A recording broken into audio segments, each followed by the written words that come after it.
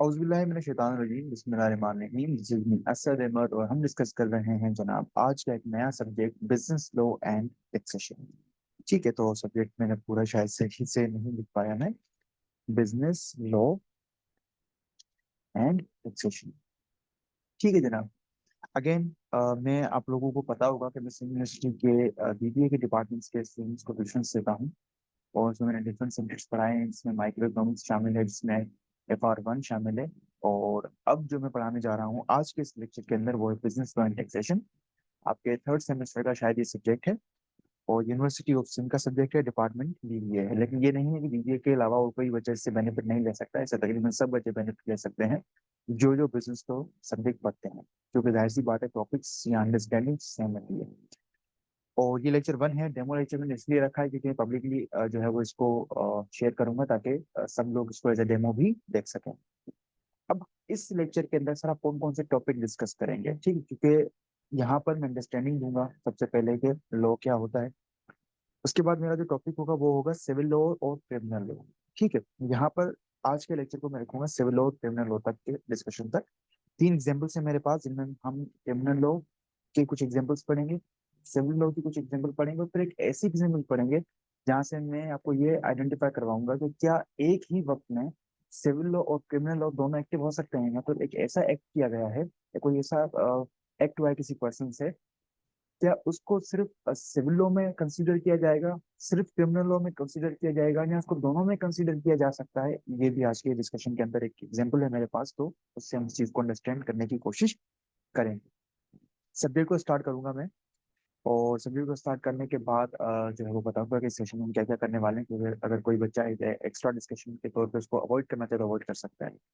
सबसे पहले जो चीज थी कि आज के डिस्कशन के अंदर जो मैं डिस्कस करने वाला हूँ, व्हाट इज लॉ, कि लॉ है क्या, कानून है क्या। ठीक है, तो इसके अंदर डिफरेंट डिफरेंट डेफिनेशंस मिलती हैं आपको। तो डिफरेंट डिफरेंट डेफिनेशंस से सबसे जो बेस्ट डेफिनेशन है वो मैं आपके सामने रखूंगा कि लॉ किसे कहते हैं। Law is a mean of set of rules और सिस्टम ऑफ रूल्स। ठीक है, रूल्स का एक सिस्टम, निजाम, या रूल्स का एक सेट। क्या करता है ये? अच्छा जी, सबसे पहले लिखा हुआ है कि कंडक्ट एंड डिजाइन या इन्फोर्स बाय स्टेट। किसकी तरफ से ये आते हैं ये रूल्स? ये रूल्स कौन बनाता है, ये रूल्स कौन डिजाइन करता है, या ये रूल्स कंडक्ट कौन करवाता है? तो वो होती है रियासत यानी स्टेट। फर्स्ट ऑफ ऑल, रियासत यानी स्टेट और गवर्नमेंट में फर्क आप रखिएगा, ठीक है, जो कि हमारा डिस्कशन है नहीं है। तो मैं आपको एक बात ये जरूर कहूंगा कि गवर्नमेंट का और स्टेट का डिफरेंस आप खुद ही अंदाजा लगा लेना। गवर्नमेंट में और स्टेट में थोड़ा सा डिफरेंस है, ठीक है, वो क्या है हमारा डिस्कशन आज का नहीं है, तो मैं आज ये इस चीज को एक्सप्लेन नहीं करता। रियासत बनाती है, फिर वक्त आप गवर्नमेंट और रियासत एक समझ सकते हैं कि गवर्नमेंट बनाती है, रियासत बनाती है कुछ set of rules and regulations. Set of rules and regulations क्यों बनाए जाते हैं?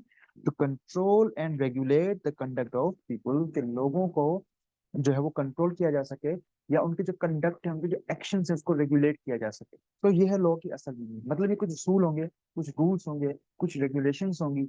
बनाएगा कौन? गवर्नमेंट बनाएगी। कंडक्ट कौन करवाएगा? गवर्नमेंट करवाएगी। इसलिए ताकि रूल, लोगों के जो कंडक्ट है, लोगों का जो काम है, लोगों का जो एक्शन है, उसको क्या कर सके हम? रेगुलेट कर सकें, कंट्रोल कर सकें। अगर ये लॉ नहीं होता, फॉर एग्जाम्पल रूल्स नहीं होते, तो हर कोई इंसान अपने हिसाब से काम करता। ठीक है, ये सब जो पढ़ते वक्त फिलहाल फिलहाल तो आप ये ध्यान रखिएगा कि हमारा मुल्क जो पाकिस्तान है वो बाकी मुल्कों की तरह लॉ अच्छे तरीके से फॉलो करता है। ठीक है, तो अगर ये जहन में बात आती है, अगर आ रही है कि नहीं ऐसा नहीं होता, तो फिर वक्त जिससे हम इस चीज को निकाल दीजिएगा, क्योंकि सब्जेक्ट की अंडरस्टैंडिंग दे रहा हूँ मैं। ठीक है, तो ये चीज आप अपने जहन से वक्त क्या करेंगे, आप निकाल देंगे कि भाई हमारे पास सर वैसे लॉ होते हुए भी कोई लॉ फॉलो नहीं होता, तो ये ऐसा नहीं है। ठीक है, तो अगर ये रूल्स एंड रेगुलेशन नहीं होते, फॉर एग्जाम्पल एक मर्डरर है, एक एक एक इंसान ने मर्डर किया है किसी दूसरे इंसान का, ठीक है, तो वैसे तो गुनाह भी है, लेकिन उसको फिलहाल साइड पर रख के लॉ के हिसाब से देखते हैं। अगर तो लॉ नहीं होता, फॉर एग्जाम्पल रूल्स एक बनाया गया है, एक रूल है हमारे पास, एक लॉ है हमारे पास कि भाई अगर एक इंसान दूसरे इंसान का मर्डर करता है, तो फिर या तो उसको उम्र कैद की सजा मिलेगी या तो फिर उसको फांसी की सजा मिलेगी, पनिशमेंट होगी। अगर ये नहीं होता, अगर ये पनिशमेंट वाला असूल नहीं होता, ये पनिशमेंट वाला कानून ही नहीं होता, तो फिर क्या हो सकता था? तो फिर ये हो सकता था कि वो पर्सन खून करता रहता और जैसे उसकी मर्जी थी अपने माशरे में जीता रहता। एक आम इंसान, एक गरीब इंसान, एक ऐसा इंसान जो कि झगड़े वगैरह में नहीं पड़ना चाहता, उसके लिए बहुत मुश्किल हो जाती। तो गवर्नमेंट ने एक रूल बनाया कि देखो भाई, जो भी बंदा ये वाली हरकत करेगा ना, उसको पनिशमेंट के तौर पे या तो उम्र कैद सजा दे दी जाएगी। अगर उम्र कैद सजा नहीं भी हम दे पाए, उसको फॉर एग्जाम्पल जो है वो फांसी की सजा दे दी जाएगी। नहीं दे पाए सिमिलर मीनिंग तो दे नहीं सकते। मतलब वो फिर देखा जाता है ना एविडेंस के हिसाब से कि वक्त बहरहाल इसको यहाँ तक फिलहाल रखेंगे, वरना फिर कहीं और ना निकल जाए हम। बहरहाल आयोग कि आपको लॉ की डेफिनेशन समझ में आ गई होगी। अच्छा जी, एक और लाइन में लिखिए, law is not stagnant. Stagnant का मतलब होता है कि लॉ कभी भी फिक्स नहीं होता, वो सरकमस्टांसेस एंड कंडीशन के हिसाब से चेंज होता रहता है, जो कि हर सोसाइटी में अलग होती है। तो लॉ कभी भी सेम नहीं रहता, सरकमस्टांसेस के हिसाब से तब्दील होता है, कंडीशंस के हिसाब से तब्दील होता है। फॉर एग्जाम्पल जैसे हमारे पास एक लॉ आता है इलेक्ट्रॉनिक क्राइम्स का लॉ, कि आपकी जो है वो पर्सनल डेटा थी, वो कहीं पब्लिकली किसी ने लीक कर ली, शेयर कर दी। अब ये इलेक्ट्रॉनिक क्राइम्स में आता है। जब तक हमारे पास इलेक्ट्रॉनिकली एक एडवांस नहीं था हमारे पास सिस्टम, मोबाइल फोन्स का या लैपटॉप्स का, या इस वक्त अभी भी देखो मैं अपने घर पे बैठ के आपको पढ़ा रहा हूँ फॉर एग्जाम्पल, ठीक है। तो अगर जब तक ये नहीं था तब तक तो ये लॉ नहीं था। लेकिन जैसे ही ये आ गया, सोसाइटी में एक चेंज आ गया, सोसाइटी में एक तब्दीली आ गई, तो अब लॉ में भी तब्दीली लाना लाजमी है। तो वो कहता है लॉ कभी भी स्टेगनेंट नहीं रहता, फिक्स नहीं रहता, वो सरकमस्टांसेस के हिसाब से, कंडीशंस के हिसाब से, सोसाइटी के हिसाब से तब्दील होता रहता है। और वो लाजमी बात है कि उसको तब्दील होना पड़ेगा। अगर वो जो है वो सोसाइटी के हिसाब से तब्दील नहीं हुआ, तो मतलब फिर वो उसकी सोसाइटी में किसी काम का रहता तक नहीं।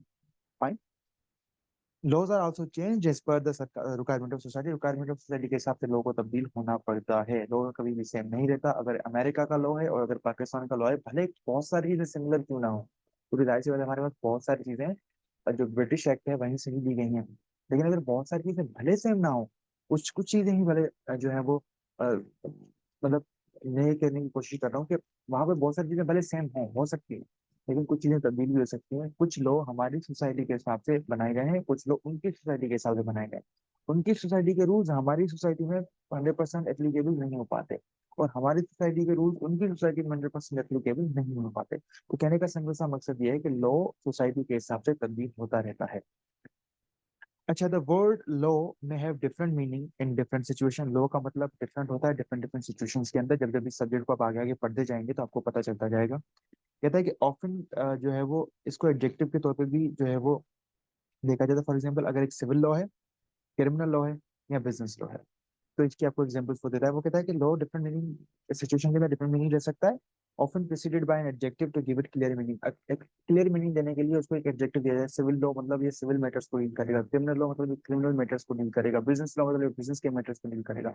अच्छा, एक बात और बता दूं, business law basically civil law का एक थोड़ा हिस्सा मतलब कुछ कैसे से माना जाता है, लेकिन आप नहीं मानेंगे क्योंकि आपके पास टीचर ने उनको अलग करके लिख दिया कि सिविल लॉ अलग है, क्रिमिनल लॉ अलग है, बिजनेस लॉ अलग है, ठीक है। लेकिन मेरे हिसाब से बिजनेस लॉ सिविल लॉ का हिस्सा है, क्योंकि वो सिविल अफेयर्स की तरफ होता है। अब सर ये सिविल और क्रिमिनल लॉ क्या है, अगला डिस्कशन यही है, ठीक है।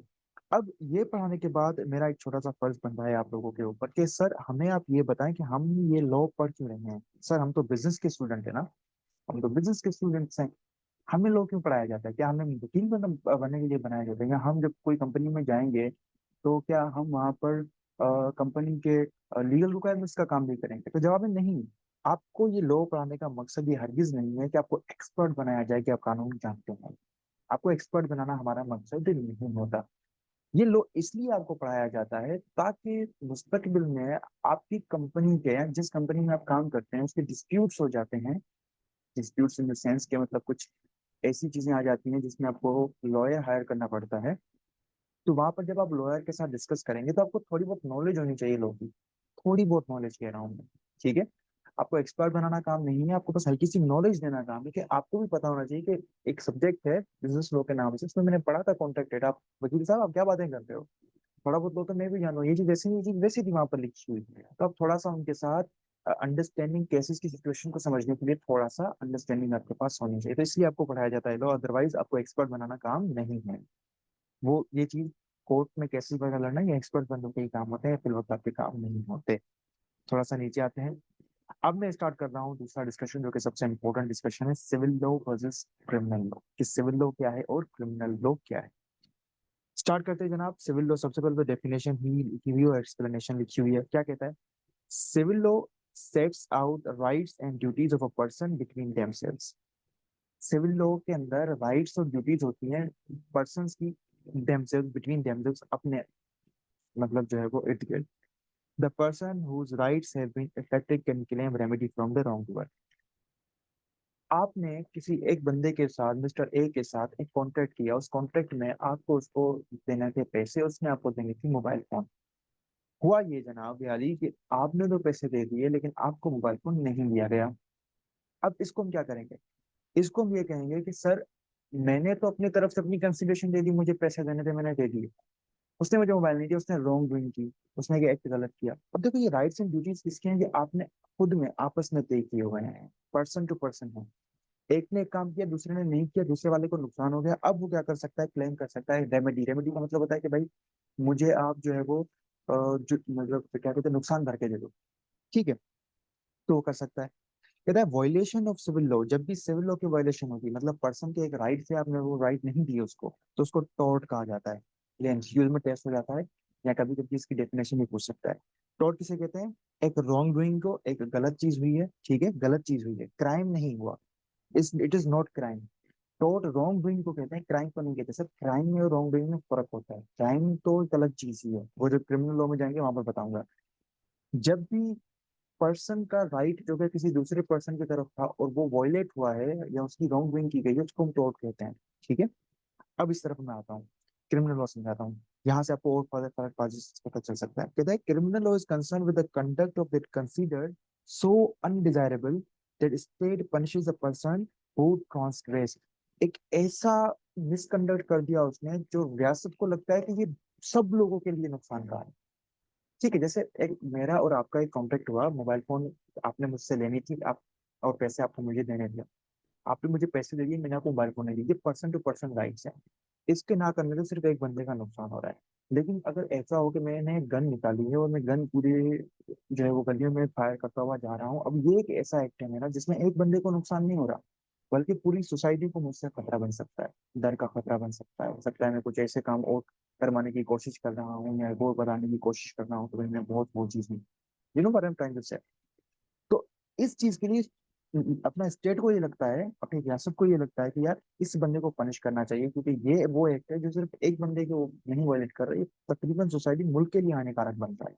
तो वहां पर स्टेट आती है और स्टेट क्या करती है? आपको पनिश करती है, सजा देती है।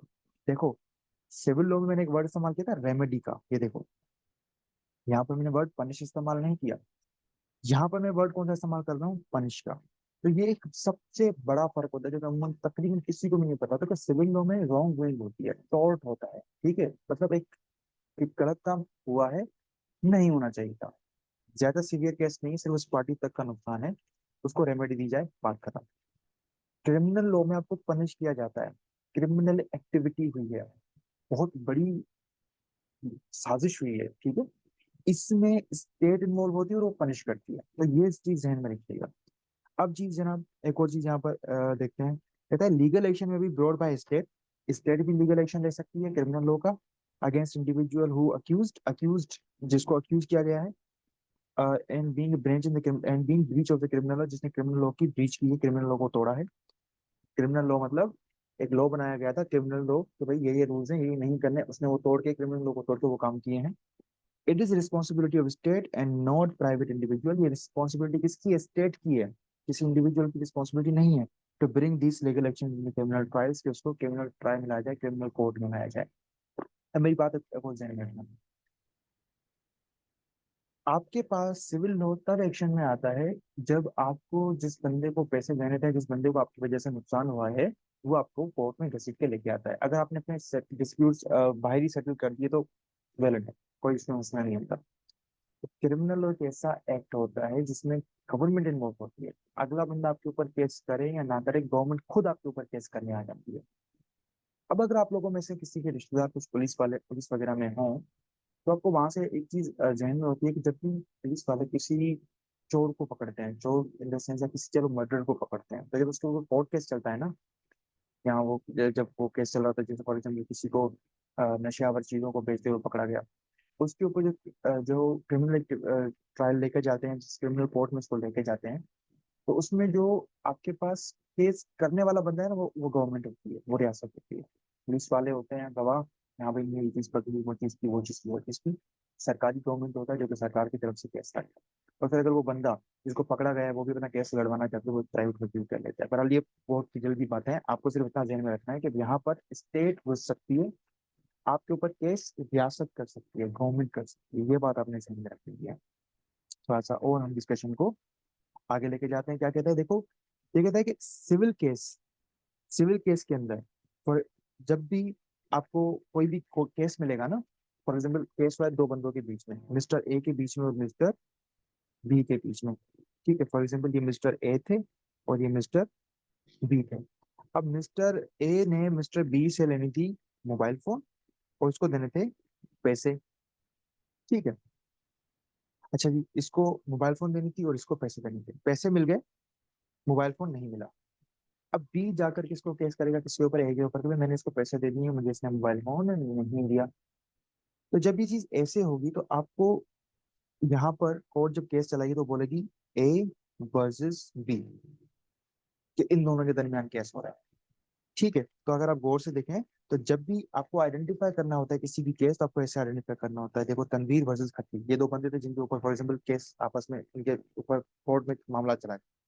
अब कैसे आइडेंटिफाई किया जाएगा, तनवीर वर्सेस खत्री, ठीक है। अब कहता है कि where case brought by the civil law court, Tanveer is plaintiff, जो बंदा केस लेकर जाता है उसको प्लेंटिफ कहा जाता है। यहाँ पर कौन था, बी था, ठीक है, मैंने उल्टा लिख दिया।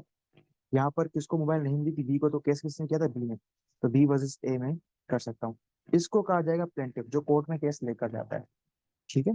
और डिफेंडेंट होता है दूसरी पार्टी, ठीक है, जिसके खिलाफ केस गया है, जो अपना केस लड़ेगा कि नहीं भाई मेरे ऊपर ये इल्जाम लगे हैं, ये गलत लगे हैं, इसको क्या कहा जाता है, प्लेंटिफ कहा जाता है, सॉरी डिफेंडेंट कहा जाता है। तो प्लेंटिफ उसको कहा जाता है जो कोर्ट में केस लेके जाता है, और डिफेंडेंट उसको कहा जाता है जिसके खिलाफ केस गया है, वो केस को लड़के अपने आप को डिफेंड करेगा, ठीक है। आ जाते हैं क्रिमिनल लॉ में क्या होता है, स्टेट वर्सेस खतरी, क्योंकि मैंने कहा था कि क्रिमिनल लॉ में स्टेट भी घुस जाती है। और यहाँ पर डिफेंडेंट नहीं कहा जाता, इसको कहा जाता है अक्यूज, अक्यूज इसको मुलजिम शायद कहा जाता है, अक्यूज का मतलब मुलजिम है। एक तो होता है मुजरिम, मुजरिम जब इल्जाम साबित हो जाता है। एक होता है अक्यूज, अभी इल्जाम साबित नहीं हुआ, इल्जाम लगा है लेकिन साबित नहीं हुआ, जो तब तक ये अक्यूज रहेगा जब तक ये अपने ऊपर से इल्जाम हटा नहीं देता। तो मुलजिम और मुजरिम का फर्क आपको आगे तो पता चल गया होगा, थोड़ी सी उर्दू भी यहाँ पर शामिल हो गई। अच्छा जी, पर्पस क्या है, अब बस यही दो मुश्किल बात है, डेफिनेशन को समझना, बाकी तो आसान है। पर्पस क्या है, इसका मेन पर्पस है कि जो इंजर्ड पार्टी है उसको कंपनसेशन दी जाए। जो भी इंजर्ड पार्टी है जिसको नुकसान हुआ है उसको कंपनसेशन देकर उसका नुकसान कम कर दिया जाए। इसका क्या पर्पस होता है, ट्रीट ऑफ पनिशमेंट, भाई आपने एक ऐसा एक्ट किया है जो सोसाइटी के लिए नुकसान करता है, अब आपको पनिशमेंट दी जाएगी। तो यहाँ पर पनिशमेंट होती है, वहां पर डैमेजेस क्लेम होते हैं, रेमेडी क्लेम होती है, ठीक है, कि भाई मेरे ये नुकसान हो गए, मुझे वो पूरा करके दे दिए जाए। Harm cost, the Clement shoes dependent for the harm cost, देखो मुझे नुकसान हुआ, तो जिसको नुकसान हो वो ये क्लेम कर रहा है, वो सू कर रहा है उसको, अगले बंदे डिपेंडेंट को, कि भाई मुझे नुकसान है, मुझे मेरे पैसे दे दो। यहाँ पर क्या होता है, स्टेट यानी गवर्नमेंट प्रोसिक्यूट्स द अक्यूज्ड यानी डिफेंडेंट वेदर और not the harm was caused. यहाँ पर एक आ जाता है कि गवर्नमेंट जो है वो प्रोसिक्यूट करेगी किसको, अक्यूज्ड को, उस बंदे को जिसको हम डिफेंडेंट के नाम से जानते हैं सिविल लॉ के अंदर, ठीक है। तो उस बंदे को जिसके ऊपर जो केस किया जा रहा है गवर्नमेंट की तरफ से, वो प्रोसिक्यूट करेगी कि वाकई ये नुकसान हुआ है या नहीं हुआ है इसकी वजह से। Burden of proof, burden of proof क्या कहा जाता है, ये वर्ड बार बार आगे भी आपके सामने आता रहेगा कॉन्फ्लिक्ट के अंदर। बर्डन ऑफ प्रूफ कहा जाता है कि देखो मतलब ए ने बी के ऊपर केस कर दिया, ठीक है। अब बी कहता है कि मैं गुनहगार नहीं हूँ, ये बर्डन ऑफ प्रूफ किसके ऊपर आएगा, क्या ए को प्रूफ देना पड़ेगा कि ये गुनहगार था, या बी को प्रूफ देना पड़ेगा कि मैं गुनहगार नहीं हूँ। तो बर्डन ऑफ प्रूफ, प्रूफ का बर्डन किसके ऊपर होगा, या दोनों के ऊपर होगा, इसको कहा जाता है बर्डन ऑफ प्रूफ। तो कहता है Clement can prove wrong on the balance of probabilities, is litigation successful and defendant is held liable. Clement जो क्लेम करेगा वो ये प्रूव करेगा कि यहाँ पर जो है वो रॉन्ग डूइंग हुई है, ठीक है। और वहां देखो, if state can prove offence beyond all reasonable doubt, prosecution is successful and accused is found guilty and convicted, वहां पर कौन प्रूव करेगा, स्टेट वगैरह, ठीक है। चलो भाई रेमेडी क्या होती है, रेमेडी, द सिविल कोड में ऑर्डर डिफेंडेंट टू पे डैमेजेस, भाई डिफेंडेंट फॉर एग्जांपल केस साबित हो गया, हाँ भाई बाकी दोनों मोबाइल नहीं दी थी, अब क्या, अब भाई आप क्या करोगे, उसके जो डैमेजेस हुए हैं, जो नुकसान हुआ, उसको पे करोगे। और it might order some other remedy such as specification of performance, या फिर आपको कोर्ट, देखो कोर्ट आपको दो चीज कर सकती है ना, दो दो किस्म की रेमेडी दिलवा सकती है। आपको मोबाइल फोन नहीं मिला, या तो कोर्ट ये ऑर्डर करेगी कि उसको मोबाइल फोन दे दो, इससे हम कहते हैं परफॉर्मेंस, कि आप कुछ आपको वो चीज परफॉर्म करवा दी जो आप थे। दूसरा कहता है रेमेडी। भाई आपके मोबाइल न देने की वजह से उससे एक बिजनेस डील पे बात करने की, उसकी बिजनेस डील भी निकल गई, तो उसको वही नुकसान भी हो गया, अगर वो बिजनेस डील भी चली गई। तो तुम एक काम करो, मोबाइल फोन भी दो, और जो बिजनेस डील की होने की वजह से उसको नुकसान होगा वो नुकसान भी भरो। तो कोर्ट डिसाइड करेगी कि भाई इसको सिर्फ डैमेजेस पे करने हैं या परफॉर्मेंस भी करवानी है, कि जो उसने वो वादा किया था, हाँ मैं परफॉर्म करूंगा मोबाइल फोन दूंगा, वो परफॉर्मेंस भी करनी है या दोनों कराने हैं। Criminal code may sentence defendant a fine or it might impose other fine such as imprisonment or death sentence। यहाँ पर क्रिमिनल कोड क्या करती है, आपके ऊपर फाइन लगाएंगी या फिर आपको सजा देंगी इम्प्रिजनमेंट की, या फिर दोनों कर सकती है। ठीक है, आपको सजाए कैद भी दे सकती है, सजाए मौत भी कर सकती है, फाइन भी लगा सकती है, या दोनों कर सकती है। क्लियर होगी बात। ये थी रेमेडी से, ये दोनों का फर्क था सिविल और क्रिमिनल लॉ का। आयोग के मैं आपको अच्छे तरीके से समझा पाया हूँ। अब कुछ यहाँ पर एग्जाम्पल्स हैं इसकी, सिविल लॉ की।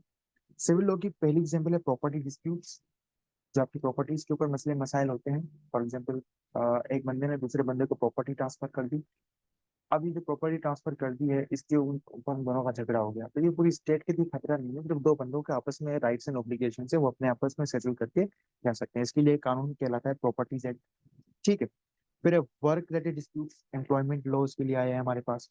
एक वर्कर है, एक वर्कर कितने घंटे काम करेगा, एक वर्कर को जब वो एक्स्ट्रा काम करेगा तो उसको बोनस दिया जाएगा, मतलब एक्स्ट्रा काम करने का एक्स्ट्रा पैसे दिए जाएंगे।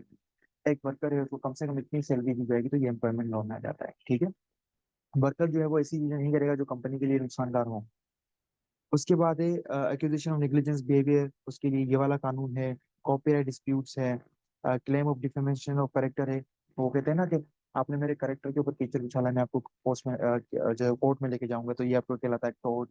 कि भाई मेरे इज्जत के ऊपर खतरा लिया है इसने, इसने मेरी इज्जत को मुझे बदनाम करने की कोशिश की है, तो इसके लिए भी सिविल लॉ में ही ये केस हो रहा होता है। आई होप कि एक केस आपको जरूर याद आया होगा।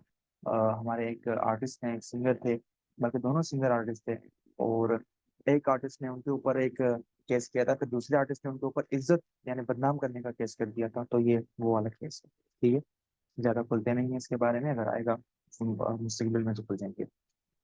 Disputes about an एलिज्ड breach of contract, एक कॉन्ट्रैक्ट हुआ है दो बंदों के दरमियान, और वो क्या हुआ है, तोड़ा गया है, या उसकी परफॉर्मेंस नहीं की गई है। Contract act 1872। आपको एक और बात बताता चलूं, ये कॉन्ट्रैक्ट एक्ट 1872 ये आप पढ़ते हो बिलो के अंदर। फिर वक्त मेरा बिजनेस लॉ डिस्कशन है ही नहीं, फिर वक्त मैंने क्रिमिनल लॉ और सिविल लॉ समझाया है।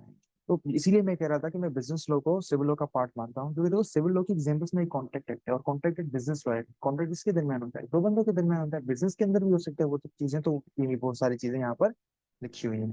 ठीक है। क्रिमिनल लॉ में हमारे पास सिर्फ तीन चीजें फिलवत दी गई हैं। पाकिस्तान पिनल कोड, कि अगर कोई मर्डर करता है, चोरी करता है, सारी सारी बातें यहाँ पर लिखी हुई होती है पाकिस्तान पिनल कोड की। एंट्री मनी लॉन्ड्रिंग केस, लॉन्डर कहते हैं धोने को, कपड़े धोने को, उसको लॉन्ड्रिंग कहते हैं, लॉन्डर। तो एंटी मनी लॉन्ड्रिंग एक्ट वैसे तो अपने आप में बहुत बड़ा एक्ट है। ठीक है, अगर आया हमारे पास टॉपिक तो पढ़ा भी दूंगा, मुझे मसला नहीं है। लेकिन फिल वक्त अगर मैं थोड़ी सी चीज ये देखूं, ये जो आपके पास केस है एंटी मनी लॉन्ड्रिंग का, ये होता क्या है कि आपने अपने ब्लैक के पैसों को धो दिया, लॉन्डर कर दिया, व्हाइट में कन्वर्ट कर दिया, इसको हम कहते हैं एंटी मनी लॉन्ड्रिंग केस। पैसा पाकिस्तान में बाहर लेके जाना is not anti money laundering case. वो मनी लॉन्ड्रिंग नहीं कहलाती कि भाई अपना पैसा पाकिस्तान से बाहर लेके जा रहे हो, अपने पैसों को ऐसे प्रेजेंट करवा रहे हो कि अब आपका व्हाइट का पैसा है। अब ब्लैक का पैसा अच्छे कामों से तो आया नहीं होगा।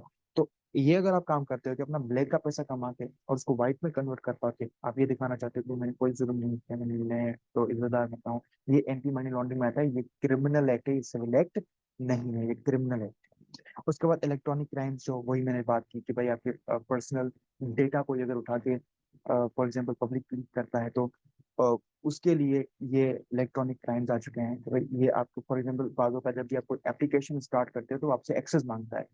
एक्सेस कौन सा मांगता है, फॉर एग्जाम्पल आपसे वो एक्सेस मांगेगा कि भाई आप अपने कॉन्टेक्ट से एक्सेस मुझे दे दो, आप वीडियो ऑडियो का एक्सेस मुझे दे दो। अब जब उसके पास तो एक्सेस आप उसको दे देते हो, बाजू का तो पॉलिसी पढ़ते ही नहीं ना, वो टर्म्स एंड कंडीशन लिख के बताता है, अब खुद से पहले एग्री करवाते हो। ठीक है।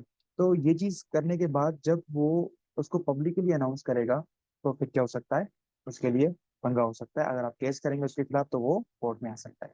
जब भी वो आपसे क्या करता है, परमिशन मांगता है, एक्सेस मांगता है कि मुझे अपने कॉन्टेक्ट का एक्सेस दे दो, ताकि वो कोर्ट में साबित कर सके देखो भाई मैं इसके अप्रूवल से चीज कर रहा हूँ। तो इसलिए जब भी आप किसी भी चीज को एक्सेस दो ना, उसकी टर्म्स एंड कंडीशन, उसकी पॉलिसी जरूर पढ़ दिया करो। ठीक है। तो वो पॉलिसीज में आपकी इंफॉर्मेशन किस हद तक इस्तेमाल करने का आपसे एक्सेस मांगता है। अब जैसा कि मैंने कहा था, मैं एक और एग्जांपल डिस्कस करूंगा जिसमें मैं आपको ये बताने की कोशिश करूंगा कि क्या एक वक्त में क्रिमिनल लॉ और सिविल लॉ, एक ही केस, एक ही प्रॉब्लम, एक ही डिस्प्यूट, सिविल और क्रिमिनल कोर्ट दोनों में जा सकता है? जवाब है हाँ, जा सकता है। अब जरा देखिएगा इस एग्जांपल में, वो कहता है कि एक ट्रेन कंपनी है, suppose that a train company operate कर रही है train service. There is a major accident involve, एक मेजर एक्सीडेंट हुआ, लॉस ऑफ लाइफ भी हुई and injury to the passengers. एक एक्सीडेंट हुआ जिसमें कुछ लोग मर गए और कुछ लोग जख्मी हो गए। अब देखो, state may claim the train company और its senior managers to guilty breach of criminal law.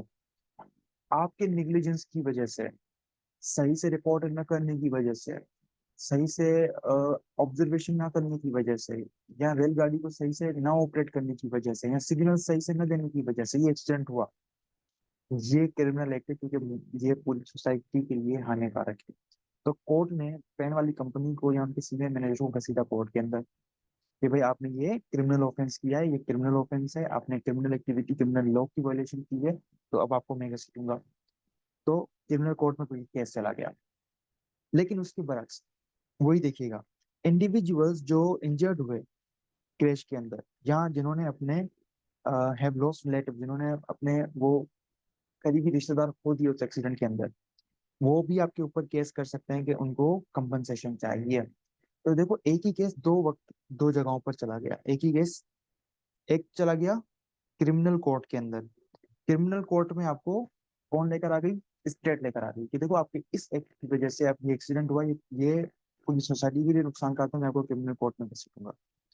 दूसरा है सिविल, जो रिश्तेदार थे लोगों के, वो आपको सिविल कोर्ट में घसीट के लेके चले गए कि भाई आप हमें अब कंपनसेशन दे दो, जो हम हमें, या फॉर एग्जाम्पल चलो लॉस्ट ऑफ लाइफ, तो मतलब उसका तो नुकसान भर ही नहीं सकता ना कोई। फॉर एग्जाम्पल जो इंजर्ड पर्सन थे, वो बोले कि भाई हमारे जितना भी इलाज का खर्चा होगा वो आपकी कंपनी भरेगी, तो ये सिविल हो कहलाएगा। ठीक है। तो इसलिए वो नीचे आपके लिए एक लाइन कहता है कि बिजनेस मैनेजर्स जो हैं उसको अवेयर होना चाहिए क्रिमिनल लॉ और सिविल लॉ की इम्प्लीकेशंस क्या है, उनकी एक्टिविटीज क्या है। तो अवेयर होना चाहिए, एक्सपर्ट होने की जरूरत नहीं होती। उम्मीद करता हूँ यहाँ तक डिस्कशन में अच्छे से समेटा होगा। तीन सवाल थे हमारे और तीनों सवाल हमने डिस्कस किए। आज के टॉपिक तीन थे और तीनों जो है वो मैंने अच्छे तरीके से सुनाने की कोशिश की होगी। और इंशाल्लाह आज वजह फिर आपसे मुलाकात होगी नेक्स्ट लेक्चर के अंदर। और व्हाट्सएप नंबर आपको नीचे दिया ही गया हुआ है। ठीक है। तो अगर आप इन्वॉल्व होना चाहते हैं पूरे इस कोर्स के तहत, तो आप वहाँ पर वो प्राप्त भी कर सकते हैं। थैंक यू सो मच, जजाकल्ला। आज के लेक्चर को मैं यही रखता हूँ, फिर आपसे मुलाकात होती है नेक्स्ट लेक्चर में। अल्लाह हाफिज, अपना ख्याल रखिए।